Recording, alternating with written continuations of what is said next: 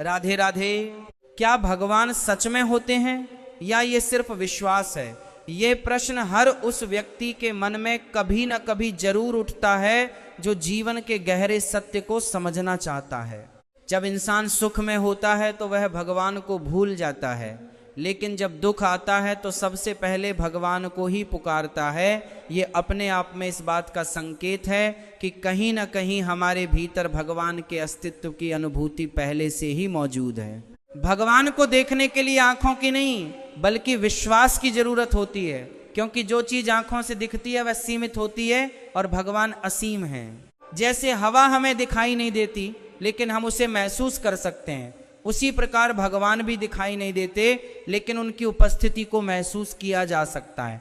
कुछ लोग कहते हैं कि अगर भगवान है तो दिखाई क्यों नहीं देते, लेकिन सोचिए, क्या हर सच्चाई आंखों से ही देखी जा सकती है? क्या प्रेम दिखाई देता है? क्या दर्द दिखाई देता है? फिर भी हम उन्हें मानते हैं क्योंकि हम उन्हें महसूस करते हैं। भगवान भी उसी अनुभूति का नाम है जो हमारे दिल में शांति बनकर, हमारे जीवन में मार्गदर्शन बनकर और हमारे संकट में सहारा बनकर प्रकट होते हैं। जब कोई रास्ता नहीं बचता और अचानक कोई समाधान मिल जाता है, जब सब कुछ खत्म सा लगता है और फिर भी उम्मीद की एक किरण दिखाई देती है, तब वही भगवान का संकेत होता है। भगवान को केवल मूर्तियों में सीमित करना सही नहीं है। भगवान हर जगह है, हर जीव में है, हर परिस्थिति में है, बस उन्हें पहचानने की दृष्टि चाहिए। कई लोग कहते हैं कि यह सब सिर्फ विश्वास है, लेकिन सच्चाई यह है कि विश्वास ही वह शक्ति है जो असंभव को संभव बना देती है। अगर विश्वास केवल भ्रम होता तो हजारों वर्षों से करोड़ों लोग भगवान को महसूस कैसे करते? संत महात्मा अपने जीवन को त्याग कर किस शक्ति के लिए समर्पित करते? विश्वास और भगवान दो अलग चीजें नहीं हैं, बल्कि विश्वास ही भगवान तक पहुंचने का मार्ग है। भगवान को पाने के लिए बड़े बड़े यज्ञ या कठिन तपस्या की जरूरत नहीं है, बल्कि सच्चे मन, निर्मल हृदय और निस्वार्थ भाव की जरूरत होती है। जब मन शांत होता है, जब भीतर कोई छल कपट नहीं होता, तब भगवान स्वयं अनुभव होने लगते हैं। भगवान को ढूंढने के लिए बाहर भटकने की जरूरत नहीं है, क्योंकि भगवान हमारे भीतर ही विराजमान हैं। लेकिन हम बाहर की दुनिया में इतने उलझ जाते हैं कि अपने भीतर झांकने का समय ही नहीं निकाल पाते।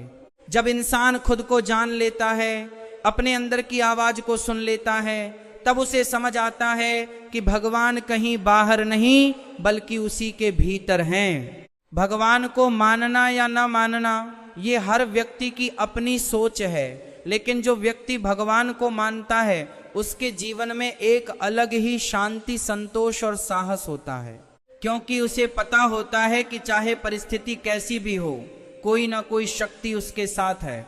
भगवान कोई डराने वाली शक्ति नहीं है, बल्कि प्रेम, करुणा और सच्चाई का रूप है। जो व्यक्ति सच्चाई के रास्ते पर चलता है, दूसरों का भला करता है और अपने कर्मों को ईमानदारी से निभाता है, वही भगवान के सबसे करीब होता है। अंत में यही कहा जा सकता है कि भगवान को साबित करने की जरूरत नहीं होती, भगवान को महसूस करने की जरूरत होती है। और जब एक बार यह अनुभव हो जाता है, तब यह प्रश्न ही खत्म हो जाता है कि भगवान है या नहीं, क्योंकि तब भगवान केवल विश्वास नहीं बल्कि अनुभव बन जाते हैं। जब इंसान के जीवन में बार बार ऐसे अनुभव होने लगते हैं जिन्हें वह समझ नहीं पाता, तब उसके भीतर यह प्रश्न धीरे धीरे समाप्त होने लगता है कि भगवान है या नहीं, क्योंकि वह महसूस करने लगता है कि कोई अदृश्य शक्ति उसके जीवन को दिशा दे रही है, उसे गिरने से बचा रही है और सही समय पर सही मार्ग दिखा रही है। हम अक्सर कहते हैं कि यह तो संयोग था, लेकिन हर बार संयोग होना भी एक संकेत होता है कि जीवन में कुछ भी यूं ही नहीं होता। भगवान हमारे जीवन में सीधे आकर चमत्कार नहीं करते, बल्कि वह परिस्थितियों, लोगों और घटनाओं के माध्यम से हमें मार्ग दिखाते हैं। कभी कोई अनजान व्यक्ति हमारी मदद कर देता है, कभी कोई सही सलाह सही समय पर मिल जाती है और कभी अचानक कोई रास्ता खुल जाता है। ये सब भगवान की ही लीला होती है, लेकिन हम उसे पहचान नहीं पाते क्योंकि हम हर चीज को तर्क और प्रमाण के तराजू में तौलने लगते हैं। याद रखिए, भगवान तर्क से नहीं अनुभव से मिलते हैं। जिस तरह नमक को समझाने के लिए 1000 शब्द कम पड़ जाते हैं, लेकिन एक चुटकी चखने से सारा सत्य स्पष्ट हो जाता है, उसी तरह भगवान को जानने के लिए शब्द नहीं, अनुभव चाहिए। जब मन शांत होता है और भीतर श्रद्धा जागती है, तब इंसान को हर जगह भगवान का ही रूप दिखाई देने लगता है। पेड़ पौधों में, पशु पक्षियों में, हर इंसान में, और यहाँ तक कि कठिन परिस्थितियों में भी वह भगवान की ही झलक देखने लगता है। क्योंकि तब उसे समझ आ जाता है कि जीवन में जो कुछ भी हो रहा है वह किसी बड़े उद्देश्य का हिस्सा है। भगवान हमें हमेशा वही देते हैं जो हमारे लिए सही होता है, न कि हमेशा वही जो हम चाहते हैं। और जब ये समझ आ जाती है, तब शिकायतें खत्म हो जाती हैं और जीवन में कृतज्ञता आ जाती है।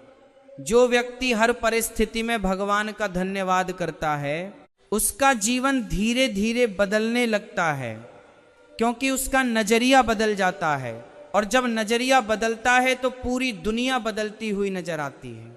भगवान को पाने का सबसे सरल मार्ग है सच्चाई, प्रेम और सेवा।